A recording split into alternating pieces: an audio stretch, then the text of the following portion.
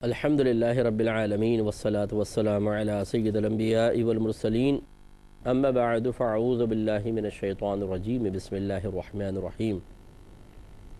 अल्हम्दुलिल्लाह अल हादी प्रोग्राम में नबी करीम सल्लल्लाहु अलैहि वसल्लम की इताअत के ज़िम्न में उन चीज़ों को ज़िक्र कर रहे हैं जो काबिल अमल है, जिनको इख्तियार करना चाहिए नबी करीम सल्लल्लाहु अलैहि वसल्लम के अहकाम की रोशनी में, और या फिर उन्हें तर्क करना ज़रूरी है इसलिए कि नबी करीम सल्लल्लाहु अलैहि वसल्लम ने उनसे मना फरमाया। तो एक तवील हदीस आपकी खिदमत में ज़िक्र की थी जिसमें मुख्तलिफ़ अज़ाबात नबी करीम सल्लल्लाहु अलैहि वसल्लम को दिखाए गए, और यकीनन सरकार का उनको बयान फरमाना इसीलिए था कि इन अज़ाबात को सुने और इनसे बचें। गोया कि इसमें ख़ुद ब खुद मुमानअत पोशीदा है कि इस तरह अगर करोगे तो ये गुनाह, इसकी सज़ा ये होगी, और जब इसकी सज़ा होगी तुम बर्दाश्त नहीं कर सकते हो तो ज़िंदगी में तुम्हें बताया जा रहा है कि आइंदा क्या हो सकता है, लिहाजा अपने आप को इस गुनाह से दूर रखो। तो इससे ज़रा वो बहन भाई हमारे दर्स हासिल करें कि जो इस तरह के रास्ते पे चल रहे हैं, इस रविश पे चल रहे हैं कि जिसका अंजाम यही होता है, यानी ज़िना, कि दोस्तियाँ होती हैं आपस में और गलत किस्म की चैट होती है, और इसी तरह गलत किस्म के मरासिम हो जाते हैं, और फिर इंसान कभी भी एक चीज़ पर रुकता नहीं है। यानी नफ्स और शैतान की चाल ये होती है कि सबसे पहले इंसान को एक ऐसे लज्जत से आशना करते हैं कि जिससे पहले इंसान आशना नहीं होता, और उस लज्जत में मुब्तला हो जाने के बाद फिर बिल्कुल ऐसा वो नशे का आदी हो जाता है कि उसमें ज़्यादती तो हो सकती है, कमी नहीं हो सकती। बिल्कुल जैसे आप किसी को चर्स पिला दें, हीरोइन पिला दें, तो शुरू में वो सिगरेट भी नहीं पीता होगा, लेकिन जो नशे का आदी बनाने वाले होते हैं पहले सिगरेट पिलाते हैं, फिर चर्स पे ले आए, फिर हल्का फुल्का नशा, फिर हीरोइन की सिगरेट पिला दी। अब जब वो नशे का आदी बन गया तो बस इनको अब ऑफ़र करने की ज़रूरत नहीं है, वो ख़ुद तलाश करता हुआ पहुँचेगा और फिर वो कमाई का ज़रिया बना लिया जाता है। ऐसे ही नफ्स व शैतान मुख्तलिफ़ गुनाहों की तरफ माइल करते हैं। इंसान को उन गुनाहों के अंजाम का बाज़ औक़ात एहसास नहीं होता। आदमी सोचता है मैं तो वक्त गुजारी के लिए कर रहा हूँ, ज़रा बोर हो रहा था इसलिए मैं बैठ गया था इंटरनेट पर, और इस तरह के बस वो जहन बना के बैठ जाता है और अपने आप को बहुत मजबूत तस्वुर करने लगता है कि नहीं मैं हदें क्रॉस नहीं करूँगा, मैं लिमिट्स क्रॉस नहीं करूँगा, उनसे आगे नहीं बढ़ूँगा, बस अपने आप को रोक कर रखूँगा। लेकिन वो ये नहीं सोचता कि जब इस स्टेज पर आप अपने आप को नहीं रोक पा रहे तो फिर इससे ज़्यादा जो बड़े स्टेज पर और ज़्यादा ख़तरनाक मोड़ पर पहुंच जाएंगे वहाँ ब्रेक कैसे लगेंगे। लेकिन वो नहीं सोचता आदमी, और वो एतमाद करता है अपने ऊपर, गोया कि धोखे में मुब्तला हो जाता है। नफ्स और शैतान कहते हैं तुम्हें कुछ भी नहीं होगा, तुम इससे आगे नहीं बढ़ना, बस तो ठीक है थोड़ा बहुत तो सब चलता है।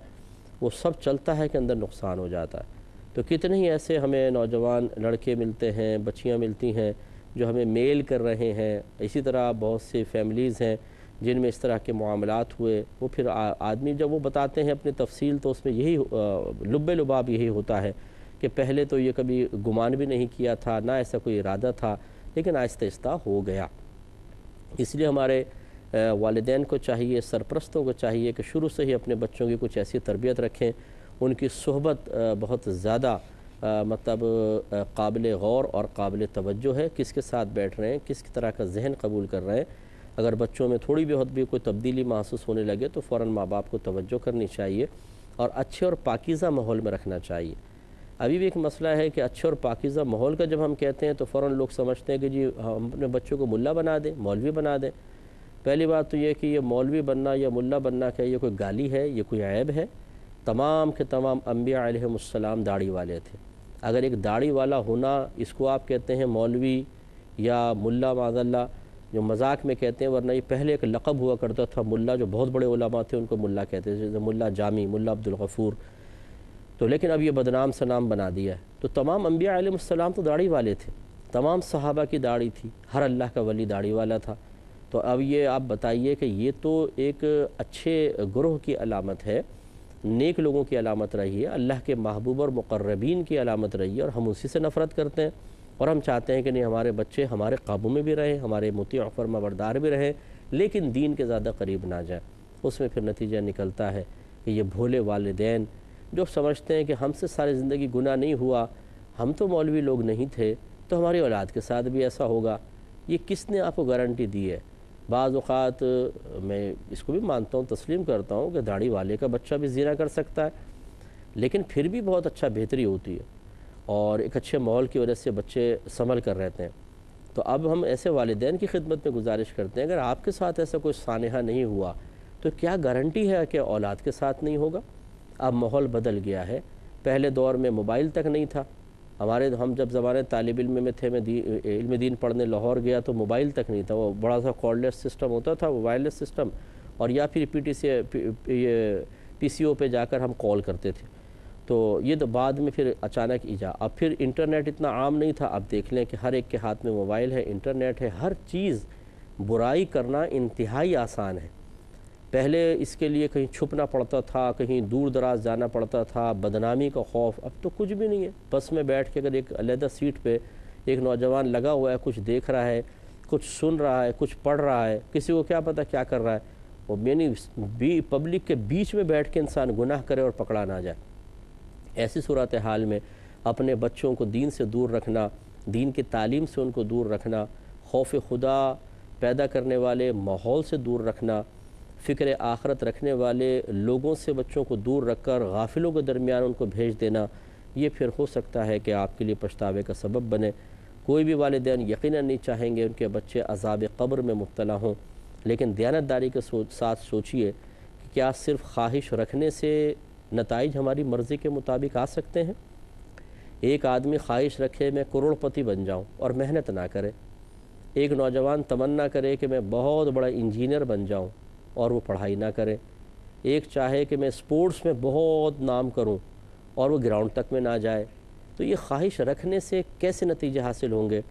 تو اور ہم اگر اپنی اولاد کے بارے میں سوچیں، گناہ میں مبتلا نہ ہوں، کوئی بڑا بدنامی کا کام نہ کریں، ایسا کوئی کام ان سے نہ ہو کہ عذابات قبر میں مبتلا نہ ہو، اور ماحول ہم ان کو فراہم نہ کریں، تو نتیجہ تو یہ نکلے گا۔ ضروری نہیں کہ نکلے، لیکن گمان ہے کہ نکل سکتا ہے۔ اس لیے اللہ تعالی ہماری دعا تو یہ ہے کہ اللہ تعالی ہمارے بچوں کو بھی، آپ سب کے جتنے بھی ہمارے بہن بھائی سن رہے ہیں، بلکہ ہم سب کو اور ہماری آنے والی نسلوں کو اللہ تعالی ہر کبیرہ گناہ سے بچائے اور اس طرح گندے کاموں سے محفوظ فرمائے، لیکن بہرحال انسان کو مکلف بنایا، اسے کوشش کرنی ہوگی۔ اس کے بعد رحمت کونین صلی اللہ علیہ وسلم نے ایک اور شخص کو دیکھا تھا کہ وہ نہر میں تیر رہا تھا، اور تیرتے تیرتے وہ کنارے کی طرف آتا، اور نہر سرخ تھی، بالکل سرخ، اور وہ کھڑا ہوا شخص اس کے منہ میں پتھر ڈال دیتا ہے، وہ اس کو نگلتا ہے، پھر وہ جاتا ہے، تیرتا ہے، پھر واپس آتا ہے اور پھر وہ پتھر ڈالتا ہے، اسی طرح بار بار عمل ہو رہا تھا۔ تو سب سے پہلے تو یہ نہر لال کیوں تھی؟ جب آدمی سود کھاتا ہے تو سمجھ لے لوگوں کا خون چوستا ہے، لوگوں کی بیچاروں کی دولتیں لے لیتا ہے، تو اس سے تعبیر کیا گیا کہ وہ سود خور تھا، جیسے آگے روایت میں بتایا گیا کہ یہ سود خور تھا۔ تو اور ابھی میں آپ کو ذکر کرتا ہوں، تو یہ ریڈ وہ دکھایا گیا بلڈ، اور پھر آپ دیکھیے کہ وہ پتھر منہ میں ڈالنا، اگر چبائے تو دانت ٹوٹے اور نگلے تو گلے کے اندر خراشیں پڑ جائیں۔ بعض اوقات ایک مچھلی کا کانٹا دیکھیں، چکنا ہوتا ہے، کتنا چکنا، لیکن وہ گلے میں اٹک جائے تو کتنی تکلیف ہوتی ہے انسان کو، پانی اٹک جائے تو کتنا پرابلم ہوتا ہے، نوالا اٹک جائے تو کتنا انسان کا حشر خراب ہو جاتا ہے، اور پھر پتھر، وہ کس قدر اس کو اذیت اور تکلیف ہو رہی ہوگی، اور یہ بار بار عمل ہو رہا تھا۔ اور یہ کون شخص تھا؟ جی بتایا گیا کہ رسول اللہ صلی اللہ علیہ وسلم، یہ وہ شخص تھا جو سود لیا کرتا تھا، یعنی وعدے قرض پہ یعنی جیسے قرضہ دیا اور اس پہ پھر پروفٹ لینا، یہ سود ہوتا ہے۔ تو اس طریقے سے وہ کیا کرتا تھا، یا پھر کوئی ایسی چیز کہ جو وزن کر کے تول کر بیچی جاتی ہو، یا ناپ کر تولی جاتی ہو پیمانے وغیرہ سے، جیسے ہم بیچتے ہیں، اور اسی کی ہم جنس کے ساتھ اسے بیچیں، اور پھر وزن ذرا کم و بیش کر دیں، مثلا وہاں پہ بھی گندم ہے، یہاں گندم ہے، تو یہ حکم شرع یہ ہے کہ اس کو آپ جب گندم کو گندم کے بدلے بیچیں، دونوں چونکہ ہم جنس ہیں، یا سونے کو سونے کے بدلے، چاندی کو چاندی کے بدلے، تو پھر نقد بیچنا ایک تو واجب ہے، ادھار نہیں کر سکتے، اور دوسرا وزن بالکل برابر ہونا چاہیے، اگر وزن ذرا بھی اوپر نیچے ہوا تو جو زیادتی ہوگی وہ سود میں شمار ہوگی۔ تو اب آپ اندازہ کریں کہ یہ ایک تو یہ حدیث میں آیا، اور دوسرا قرآن میں وہ قرض والا مسئلہ ہے کہ ہم نے کسی کو قرض دیا اور اس پہ پروفٹ لیں تو یہ سود ہوتا ہے۔ جیسے سیونگ اکاؤنٹس کے اندر جو بینک میں عموماً رکھواتے ہیں، اسلامک بینک کی بات نہیں کر رہا ہوں، وہاں پہ ایک الگ مسئلہ ہوتا ہے، جو عام بینک ہوتے ہیں ان کے سیونگ اکاؤنٹ میں جو ہم پیسہ رکھواتے ہیں اس پہ باقاعدہ پروفٹ لے رہے ہوتے ہیں، اگر وہ مسلمانوں کا بینک ہے، باقاعدہ معاہدہ ہوتا ہے، تو یہ سود ہوتا ہے۔ اسی طرح کسی کو قرضہ دیا اور اس پر ہم نے کوئی پروفٹ لیا، یہ بھی سود ہوتا ہے، کیونکہ نبی کریم صلی اللہ علیہ وسلم نے فرمایا کہ جو قرضہ نفع کھینچے وہ نفع سود ہے۔ ایسی بعض اوقات چیزیں گروی رکھ لی جاتی ہیں اور اس سے نفع حاصل کیا جاتا ہے۔ گروی کا مطلب یہ ہوتا ہے کہ آپ نے کسی کو قرضہ دیا اور بطور ضمانت اس کی کوئی چیز رکھ لی، تاکہ اگر وقت مقررہ پر یہ قرض ادا نہ کر سکے تو میں اس کی یہ شے بیچ کر اپنا قرض وصول کر لوں۔ جیسے کسی کو آپ نے 50,000 روپے دی اور اس کی گاڑی رکھ لی کہ بھئی جب میرے پیسے دو گے گاڑی لے جانا، تو اب یہ چونکہ آپ نے قرضہ دیا ہے، یہ گاڑی تو صرف ضمانت کے طور پر رکھی گئی ہے تاکہ میں اس کو بیچ کے اپنا قرضہ وصول کر سکوں۔ لیکن اگر کوئی یہ کہتا ہے کہ بھئی قرضہ میں نے تمہیں دے دیا، اتنے میں تمہاری گاڑی چلاتا رہوں گا، جب میرا قرض دو گے گاڑی لے جانا، تو یہ گویا کہ جو گاڑی چلانے کا نفع لے رہا ہے یہ قرض کے اوپر نفع ہے، یہ سود ہوتا ہے۔ تو ایسے بہت سارے ہم نے معاشرے میں لوگ دیکھیں، کسی کا مکان گروی رکھ لیں گے، اس میں رہنا شروع کر دیں گے یا رینٹ پہ چڑھا دیں گے اور کرایہ خود کھاتے رہیں گے۔ کسی کی زمینیں گروی رکھ لیتے ہیں، اس میں کھیتی باڑی کرتے رہتے ہیں اور اس سے نفع کماتے رہتے ہیں، اور بھئی قرضہ دو گے اپنی زمینیں لے جانا، اور اتنے عرصے اس کی فصلیں کھاتے رہتے ہیں سب کچھ۔ یہ خالصتاً سود ہے، یاد رکھیے، یہ پیٹ میں جہنم کی آگ اتاری جا رہی ہے، اور ایسے لوگ اسی طرح کے عذابات میں مبتلا ہوں گے۔ اسی طریقے سے اگر آپ انویسٹمنٹ کرتے ہیں اور کوئی فکس اماؤنٹ بطور نفع مقرر کر دیتے ہیں، اس میں بھی علماء نے فرمایا کہ اس میں سود کا معنی ہے، مفہوم ہے۔ جیسے بعض بہنیں ہوتی ہیں، کسی کو دے دیے جی 1,00,000 روپے میرے انویسٹ کر دیں، ہر مہینے میں وہ سامنے والا کہتا ہے جی بہن ہر مہینے 2,000 روپے لیتے رہیے گا، اور جب یہ 2 سال 4 سال بعد ہوگا تو ہم 1,00,000 واپس کر دیں گے آپ کو۔ یہ جو فکس اماؤنٹ لے رہے ہیں بطور نفع، یہ شرعاً جائز نہیں ہے۔ پرسنٹ میں ہو سکتا ہے کہ بھئی یہ 1,00,000 روپے میں نے آپ کو دیے، آپ کاروبار میں لگائیں، جو بھی نفع ہوا اس کا 1% میرا، 99% آپ کا، یا 50% اگر زیادہ آپ نے پیسہ لگایا تو پرسنٹ میں۔ اب وہ پرسنٹ کو جب آپ نوٹوں میں تبدیل کریں تو یہ ہو سکتا ہے کہ ایک دفعہ میرا 2% 1,000 روپے بن جائے، اور ایک دفعہ نفع کا 2% 5,000 روپے بن جائے، یہ الگ بات ہے۔ لیکن اس طرح پرسنٹ فکس کرنا ہوتا ہے، رقم کو فکس نہیں کر سکتے، اس میں سود کا معنی متحقق ہو جاتا ہے۔ تو اس طرح کی بہت سی اور ہمارے ہاں چیزیں ہیں جو رائج ہیں، اور لوگ ان میں خرافاتوں میں مبتلا ہیں، اور ان کو نہیں پتہ کہ یہ ہم سود کھا رہے ہیں، اور وہ حاجی بھی ہیں،